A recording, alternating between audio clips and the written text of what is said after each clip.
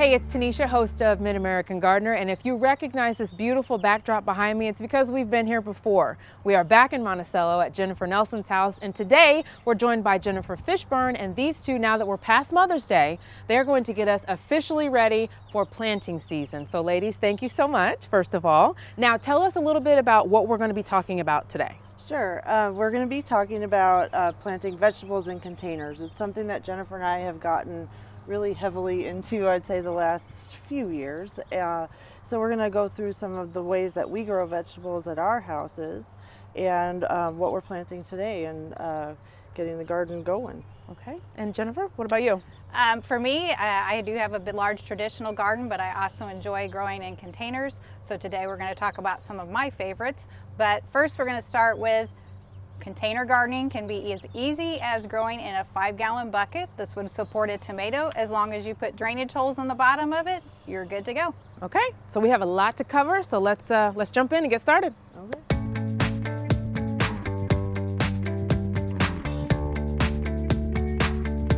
We're going to start off with kind of my favorite planter in the bunch. This is a tomato planter. You can also plant different crops in it as well, but is really well suited for tomatoes. We've got one that's not planted up yet, just to show you some of the pieces and parts. Clearly I've used it before. No, I don't take painstaking effort to clean it out at the end of the year. We have a lot of minerals in our water here in Monticello, so that's what you see built up. Also any kind of salts from fertilizers that have been in the soil are going to build up on the sides. It's not a big deal. I just give it a good rinse. You can kind of see there are drainage holes on the side, and that kind of is weird when you're like, why is the drainage on the side? Well, it's a self-watering planter, so the bottom is a reservoir, which makes it really good for tomatoes because tomatoes use so much water. So this is the inner basket, and it's got this strip of sort of felt, and it's the wick. So the bottom has little slits in it, and then the wick. Gotcha. So that bottom's going to fill up with water.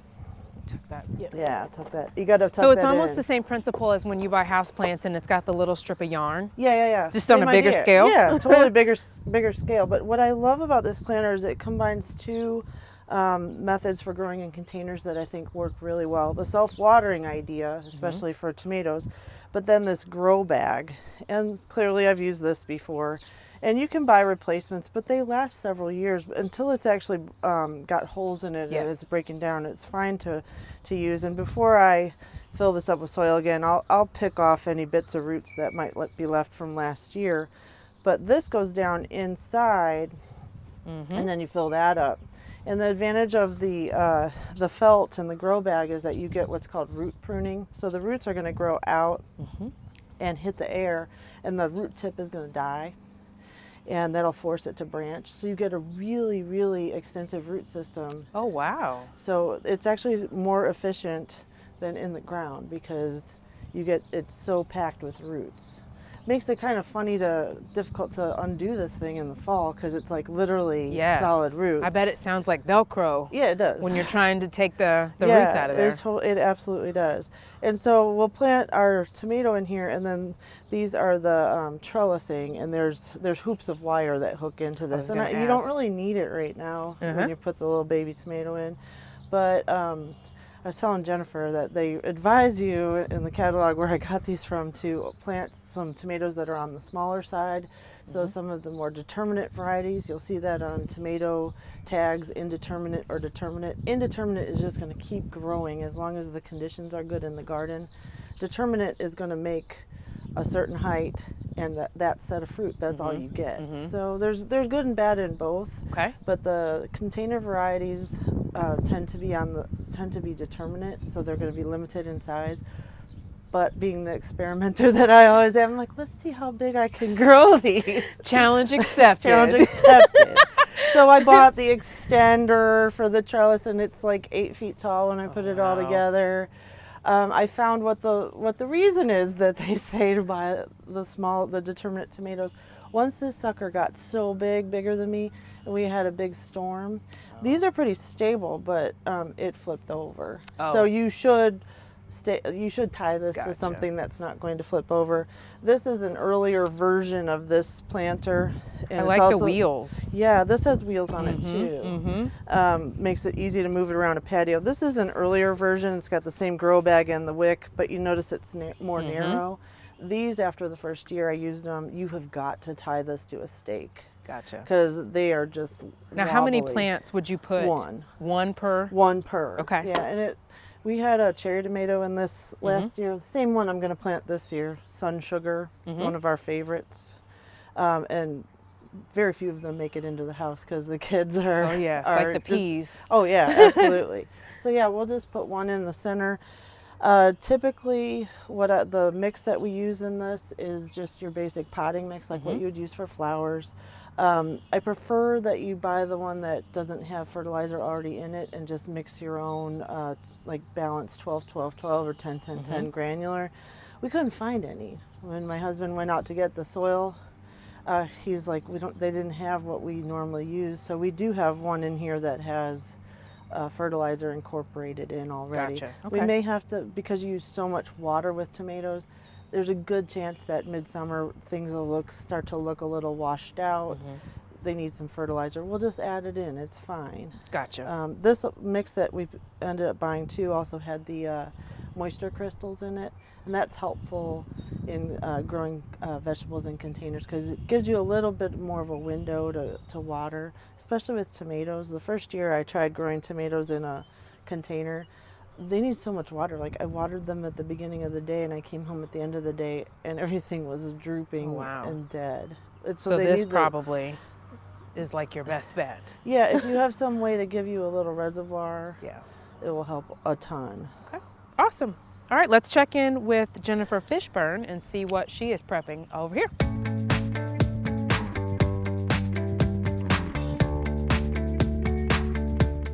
All right, so what type of planter is this? First of all, I love it. Did you make it? My husband did. I feel like my husband's gonna have to make one of these for me too. So what do we have growing in here? So this is called a salad table. This is actually something that the University of Maryland Extension has patterns and designs for these online. This particular one here, the pattern isn't online because this one's made as a kid size, or in my case, the travel version. Nice. So that I can put it in my car and take it for demos. Take it and teach. Yes, I love But it. it's actually meant to be you can do it, several different versions of it, but it's also meant to be a table where it's your height that you can actually garden and not have to bend over. So it's great for people that might have mobility issues or not want to get lower down. This one I like because it's portable and I can move it around my deck to different locations. Yeah. So what do we have growing in there? Did you already say? So today I have a row of radishes and a row of onions. The radishes they've both been in here for not quite a week and a half or two. The onions I planted a little bit closer because we're going to use those as green onions. When you want to use them as regular onions, you'll space those further apart. And this will keep growing till we eat the radishes and harvest the onions, and then I'll reuse it again in the fall as a fall planting. Really like this. I like the portability of it. And then tell me, you wanted to talk about the design a little bit more. So the design, in this particular case, we use the recycled plastic lumber, but you could also use cedar or cypress. We used what we had left over from a kid's playhouse and some decking material. So that's part of why the size that it is. But what makes this unique and what makes it work well is similar with the container that Jennifer was explaining, is it root prunes, it air prunes the roots. So on the bottom, what we have is some hardware cloth, and underneath that is window screening. Oh, nice. So the window screening is creating the air pruning, and the hardware cloth is supporting the weight of the soil to help hold that in. Yep, I And see a that's few of those roots peeking through there just now. all stapled together. Very nice. But again, as I mentioned, this could be taller. You can make it different sizes and shapes. But the reason for this is it's great for salad, particularly spring greens, because you can have it out in the full sun now, and then come June when it starts to get hot out, you can move it into the shade to extend your growing season for a couple weeks longer, because that shade will create a little bit cooler growing situation, so they'll be able to continue to grow. So as long as, and I've grown lettuce and spinach in this as well, you can keep it growing well into June depending on the season. Nice. Now, watering wise, you know, we don't have the reservoir that we talked about earlier. So is this one, you know, is it tough to keep dry? Is that something that you kind of have to manage? Or I water it almost every day depending on the air temperature, but it has been drying out on top. And as these seedlings are still young, you want to keep that top surface moist. So I've been watering it just a little bit every day. You want the soil profile, so the whole soil to be moist. And what's nice is it will obviously drain through if you've overwatered, but you do want to keep it moist to keep those plants growing throughout the season. Okay. Another thing that you've talked about on the show a couple times is earth boxes. And I told everybody when you said it, it kind of piqued my curiosity. So we're going to talk about those as well, right? Yes, we are. Okay. So how do we work earth boxes, and how are they different from other raised containers? So the earth boxes are similar to what Jennifer just showed. They are self-watering containers, so they have a reservoir in them, and that's what makes them magical, in that you have consistent moisture throughout the growing season. Unlike in a vegetable garden, typical traditional vegetable garden, you wouldn't have that same moisture all season long. Awesome. All right, show us how to put one together. All right. Okay.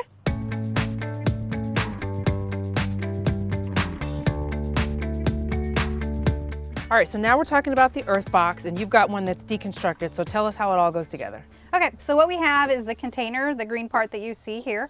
In that, it also has an overflow, so it's got a cutout in it. We have this grate here, which is going to hold the soil, and then this is the fill tube.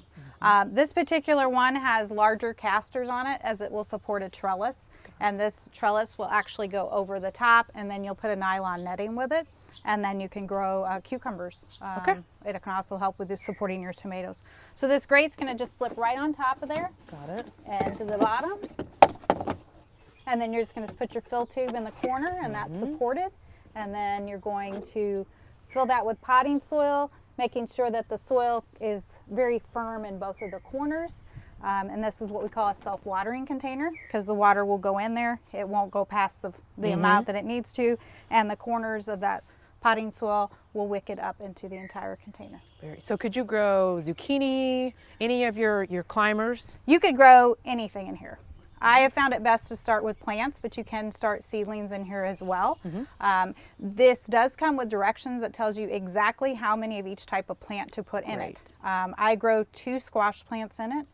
You don't want to grow any more than what it tells you to, and they'll grow very, very nicely. Actually, I do this late season with my squash, and I don't have any squash bugs problems, because I put it on my deck a little further away from where they're at, and they haven't found that location yet. Gotcha. So I really enjoy the portability. Gives you the leg up, right? Right. Awesome. And that's what the wheels are for. It will move anywhere you want it to on your deck or your patio. Very cool. So now, Jennifer, the other Jennifer, this is a confusing show. You've got one full and ready to plant in. So once you get it filled, and just kind of talk us through that. Sure. Once it's full, you can fill it clear up to the top. I may add a little bit more in before we actually fill it. Which is cool, because you don't have to worry about washing your soil out when no, you water. not at all.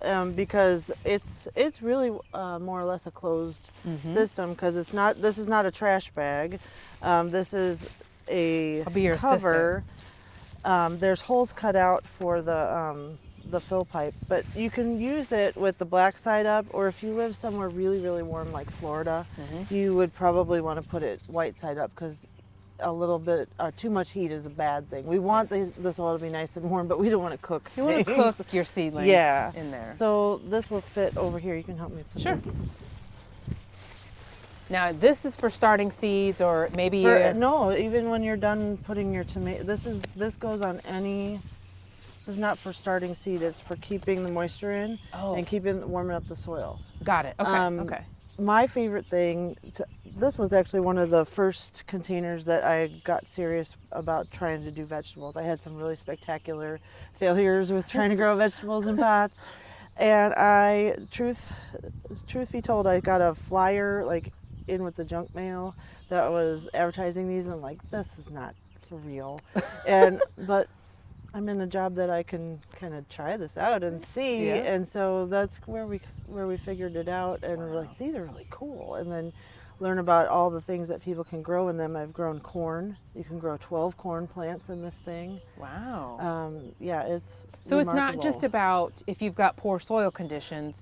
you know, this is about you being able to, I don't want to say control the environment because I hate when people say that, but it does give you a little bit more control in that you can control the conditions a little bit more. Well, sure, and just if you don't have a huge space to garden, you can still get a decent amount of produce to feed your family with. I mean, you're not going to feed the neighborhood, but you'll have more than enough. Like what I will plant in here, these are bell peppers. So we've got Big Berthas and California Wonder, so super common varieties. And you're going to put all 8 all in 8 this will one? go in here. Jennifer referenced the manual, and information online will tell you how many plants to plant. It changes a little bit over the years as there's more data and more information. So they used to say 10, now they say 8. Maybe they've gone back. I have to look and see what the current recommendation is. But I've had the best luck with 8. And for me, growing peppers in this thing has been better than growing them straight in the ground in my garden. And I've got raised beds in the garden. And raised beds were way better than just straight in the ground just because of the soil heat factor. And they get like the perfect conditions in here, and they get huge, and I get a ton of peppers. I get enough peppers off of here that I end up having to dry some of them down so I can use them through the winter. Nice. Okay. But what we're going to end up doing is cutting holes, just using scissors, cutting holes and planting the individual plants Just right in. Right in. And I end up also using, these are stuck. I end up putting some cages around mine. Oh yeah. And you can just stick it right through the plastic. But we'll be planting this in a few minutes. And then also you do end up adding some fertilizer. So this is just basic 12-12-12 fertilizer, and so you'll put it not mixed in, but in a row, and so it'll naturally leach into the soil.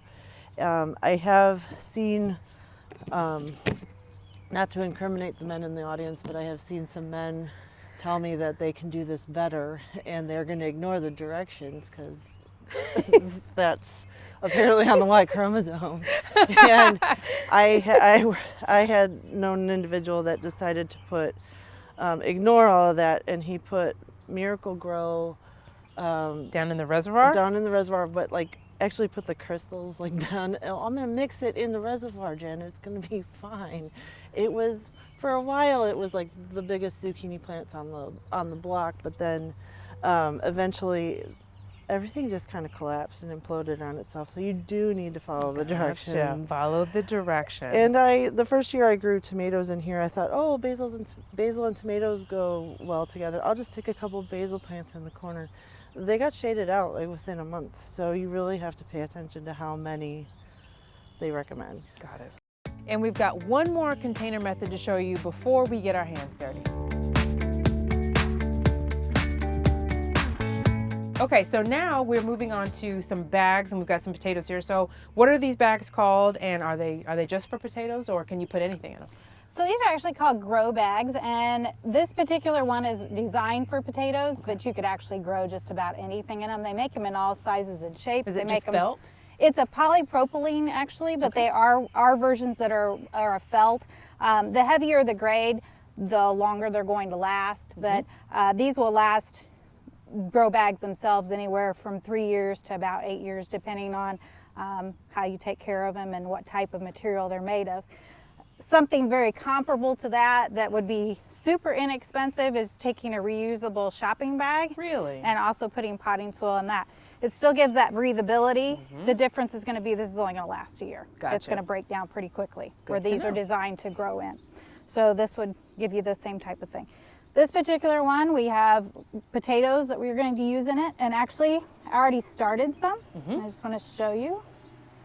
What they'll do is from these eyes will continue to grow, and right there we can see the sprouts that are coming up. Nice. Now how long have these been planted? These were about a week ago. Oh, okay. And we kept it nice and moist, so they're setting roots, and what we're going to do... Eyes up.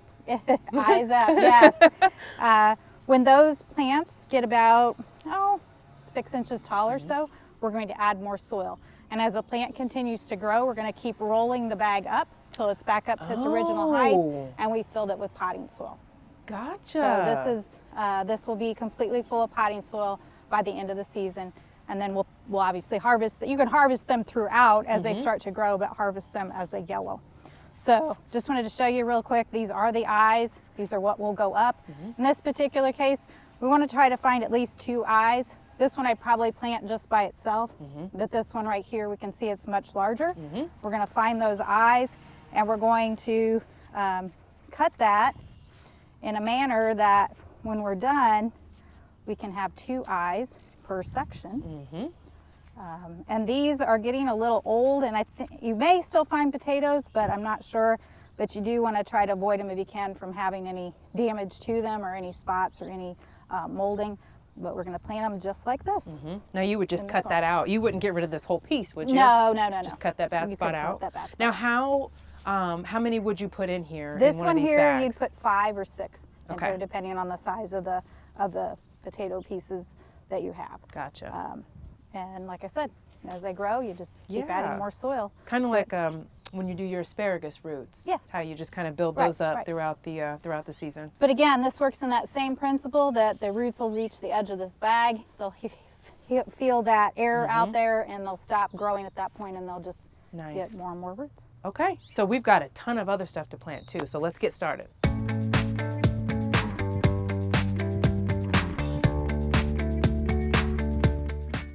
We've added the soilless mix to this. This one you're going to end up watering from the top and filling the reservoir in these holes. So I do want to leave a little bit of about an inch gap at the tops, just so I don't end up washing the soil into the reservoir. We're planting a sun sugar tomato, which is a cherry tomato. That's a favorite here at my house. And what I'm going to do is pop that out of the pot. I'm going to pinch off all the sprouts, all the leaves along the stem here. And I'm just pinching them off with my fingernail, nothing fancy. And I'm going to take off most of the leaves, and I'm going to plant it clear up to that bottom leaf. So this whole stem will end up forming roots, and it'll help it to get to the water and form a more extensive root system. So, and yes, I probably should be wearing gloves, not for any reason except that my hands will not be as dirty at the end of the day, but a lot of times I skip that. Especially this time of year, you just want to get your hands dirty. But I'm just going to put it right in the center, and I dug a hole, and there you go. And I'll water this in, and I may have to add a little bit more soil on top if this settles in. You can pre-moisten your soil. I did not, just personal preference. And I did add a couple of the wire hoops we talked about earlier. You don't really need them at this point because it's such a small plant. But as it grows, we'll just keep adding the hoops. We can adjust where they are. We can even add a couple layers of staking to it. So that's all you need to do. And we're planting this in a nice shady spot. It's fairly light as it is before I water it. I'll probably put it out where we're going to house it for the summer before I water it, because it will get really heavy, considering that a gallon of water weighs 8 pounds, and I think this holds at least a gallon, maybe 2.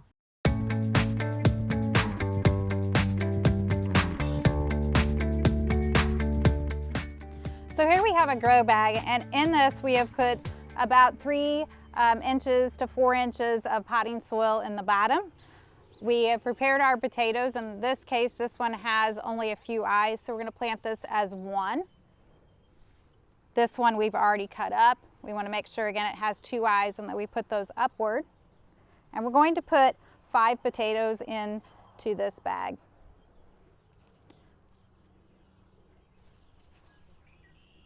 All right. So we have them placed in there. We're going to cover them with about an inch or 2 of potting soil on top. And then keep that evenly moist. They'll start to grow, and as they grow, when they're about 6 inches tall, we're going to add more soil into that, still leaving the green, some green on top. And then as it continues to grow, we'll keep rolling up the bag until it's completely filled with potting soil.